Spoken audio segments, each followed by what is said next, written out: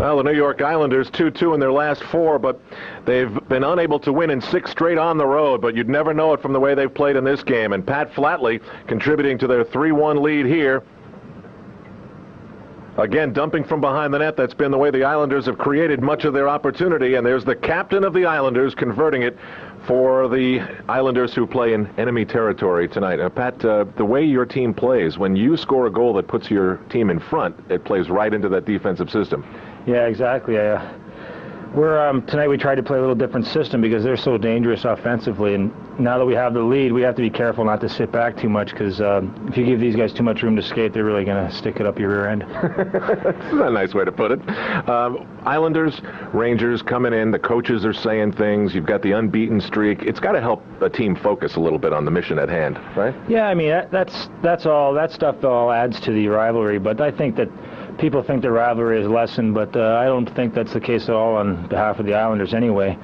I mean, it still means a lot on Long Island, this series that we have during the season, and it's always meant a lot to us. I know with the Rangers, with the Devils coming into the picture a little bit, two very good teams in the league right now, that rivalry has stepped up a pace. But as far as the Islanders feel, I think it's still a strong rivalry. Pat, how are you feeling about where you stand in the Islanders scheme of things? Obviously, I don't know if you want to call it rebuilding, but they've started getting a lot of young players, and you're like, what, 45 now? 106. 106 in hockey years. How are you feeling about the way you fit into their plans?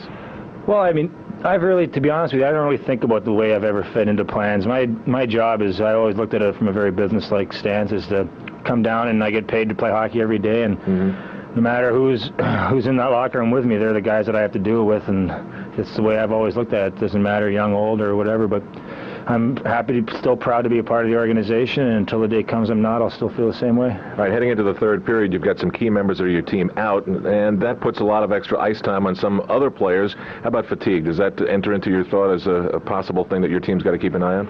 I don't think so. I think, if anything, I mean, one thing we have on our side is youthful enthusiasm, and that's something that... Even if you are 106. Exactly. I bring up the average. But we have a lot of, 4 and 5-year-olds that bring it down, so it averages out, and hopefully that enthusiasm will come to the front here, and the third of this game is very important for us. All right, Pat, thanks a lot. You're welcome. Pat Flatley, the captain of the New York Islanders, looking pretty good for a guy who's 106. We'll get an update and have some highlights. Stay with us.